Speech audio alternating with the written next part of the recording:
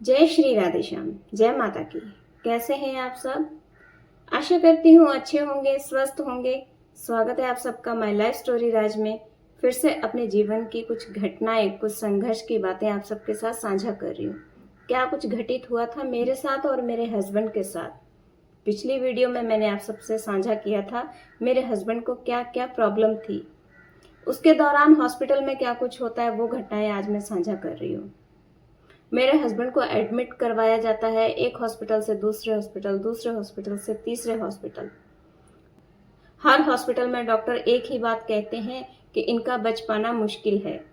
जिस हॉस्पिटल में मेरे हस्बैंड एडमिट थे, 3 से 4 दिन एडमिट थे, वहां किसी तरह का कोई आराम नहीं था। डॉक्टर रिपोर्ट निकालते जा रहे थे, हर रिपोर्ट नेगेटिव आती जा रही थी। सबके चेहरे पर एक उदासी थी, सबके दिमाग में हर पल एक ही टेंशन था, कहीं इनको कुछ हो ना जाए। वहीं मेरे फादर को कोई सजेस्ट करता है कि एक गैस्ट्रो का बहुत बड़ा डॉक्टर है किसी दूसरे शहर में। मेरे हस्बैंड को एम्बुलेंस में एक शहर से दूसरे शहर, दूसरे हॉस्पिटल में पहुंचा दिया जाता है। वहां डॉक्टर सिचुएशन देखकर डॉक्टर मना कर देते हैं, सीधा आईसीयू में एडमिट करते हैं क्योंकि सिचुएशन बहुत क्रिटिकल थी। जैसे ही एम्बुलेंस उस हॉस्पिटल में पहुंचती है, मेरे फादर के रिश्तेदार पहले से वहां मौजूद होते हैं। जो वहां सुविधा चाहिए हो वो सुविधा सब उपलब्ध करवा देते हैं। ये सब मेरे फादर की गुडविल थी। फादर मुझे हर वक्त एक ही हौसला देते हैं कि घबराना मत बेटा। मेरे हस्बैंड को भी हौसला देते हैं, चिंता मत करना, मैं तुम्हारे साथ हूँ। वहीं मन में एक उदासी थी कि बच्ची के ससुराल से कोई आया नहीं। रिश्तेदार सवाल पे सवाल कर रहे थे, बच्ची के ससुराल से कौन आया, हमारे पास कोई जवाब नहीं था।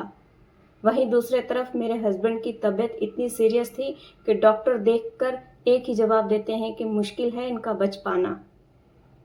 मैं इस वीडियो के माध्यम से डॉक्टर राघव को बहुत बहुत धन्यवाद करती हूँ कि उन्होंने मेरे हस्बैंड का ट्रीटमेंट स्टार्ट किया। गैस्ट्रो के बहुत बड़े डॉक्टर थे, डॉक्टर कुलदीप। मैं उनका भी इस वीडियो के माध्यम से धन्यवाद करती हूँ कि वो हमारे लिए भगवान का रूप लेकर आए, डॉक्टर राघव और डॉक्टर कुलदीप। और हमें एक पेशेंट की तरह नहीं समझा, एज ए फैमिली मेंबर उन्होंने मेरे हस्बैंड का ट्रीटमेंट स्टार्ट किया। डॉक्टर राघव पहले गैस्ट्रो में थे, अब वो न्यूरो सर्जन है। और doctor Kuldeep PGI hospital Chandigarh में हफ्ते में 2 या 3 बार वो अपनी फ्री सेवाएं देते हैं। ऐसे डॉक्टर शायद भगवान का ही रूप कह सकती हूँ उनको, कि जिन्होंने मेरे हस्बैंड का बहुत अच्छे से ट्रीटमेंट किया, बहुत अच्छे से उनको हैंडल किया। जब मेरे हस्बैंड को एडमिट करते हैं, डॉक्टर राघव वहाँ गैस्ट्रो की स्टडी करने के लिए आते हैं।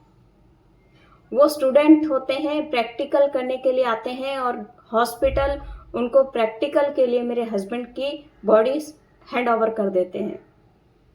डॉक्टर राघव अपना प्रैक्टिकल करते हैं मेरे हस्बैंड के ऊपर।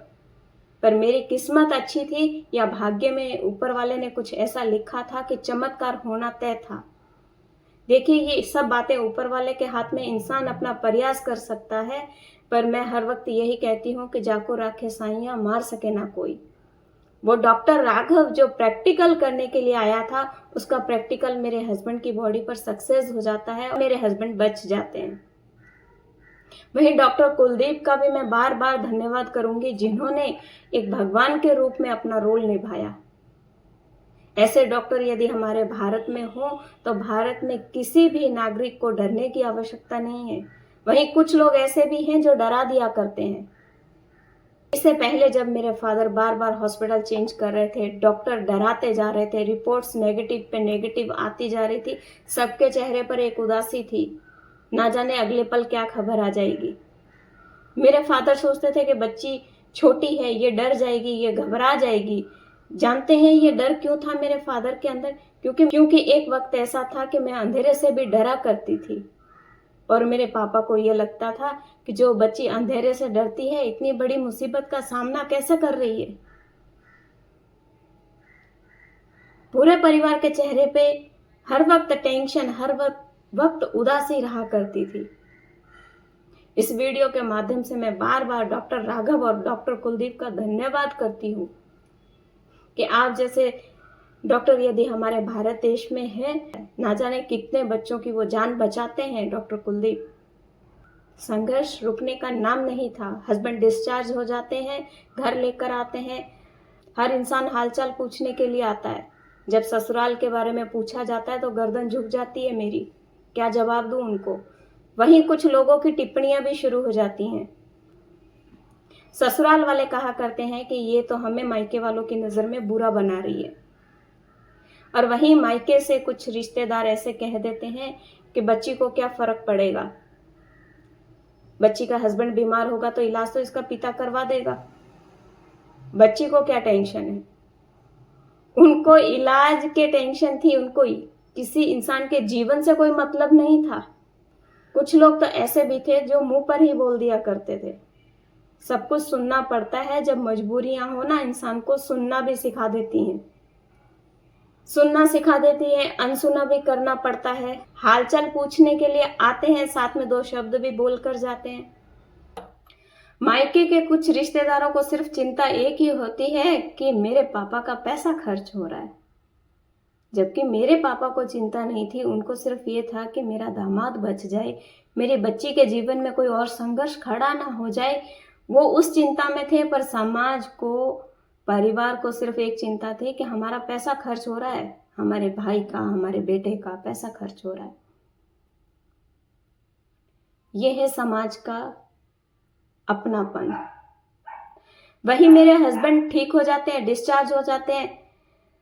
1 साल बाद फिर से उनका ऑपरेशन होता है।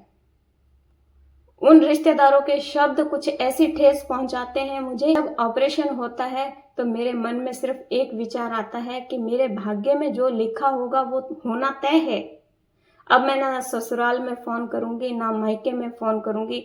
मैं अपने बच्चे को किसी सहेली के घर छोड़ती हूँ और अपने हस्बैंड के साथ दूसरे शहर में जाकर उनका ऑपरेशन करवाती हूँ। वही डॉक्टर कुलदीप की मैं बार बार तारीफ इसलिए कर रही हूँ कि वो इंसान नहीं, इंसान के रूप में शायद भगवान थे मेरे लिए। तो दुनिया क्या सोचती है, क्या समझती है, उससे मुझे कोई मतलब नहीं, पर मेरे लिए वो भगवान किस तरह थे मैं आज आपसे साझा कर रही हूँ।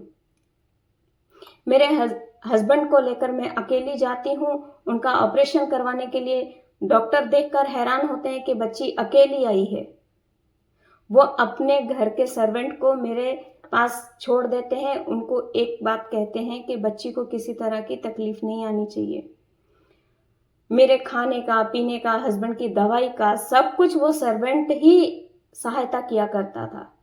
यहाँ तक कि ऑपरेशन होने के बाद जब हॉस्पिटल से डिस्चार्ज किया गया, अपने ड्राइवर को वो बोलते हैं कि बच्ची को और बच्ची के हस्बैंड को उनके घर तक सुरक्षित पहुंचा कर आओ।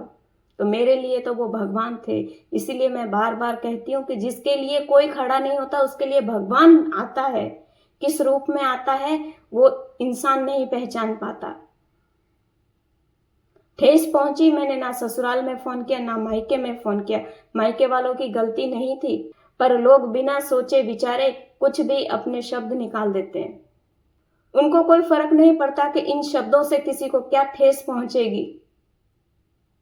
किसी के जीवन का मोल लगा देते हैं वो पैसों से। उस वक्त भी परिवार से किसी का फोन नहीं आता, सिवाय मेरे फादर के, मेरे भाइयों के। मेरा भाई आता है, मेरे हस्बैंड के हालचाल पूछता है, और मेरे पिता का फोन आता है तो एक डांट पड़ती है मुझे, तेरा दिमाग खराब है, मुझे बताया क्यों नहीं, कुछ हो जाता तो मैं कल को क्या जवाब देता दुनिया को।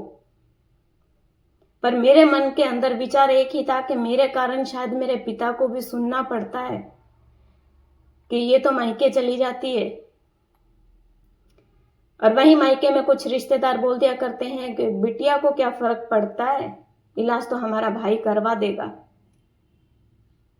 इसी सोच के कारण इन्हीं शब्दों ने मुझे इतनी ठेस पहुंचा दी कि ऑपरेशन के वक्त मैंने किसी को फोन नहीं किया।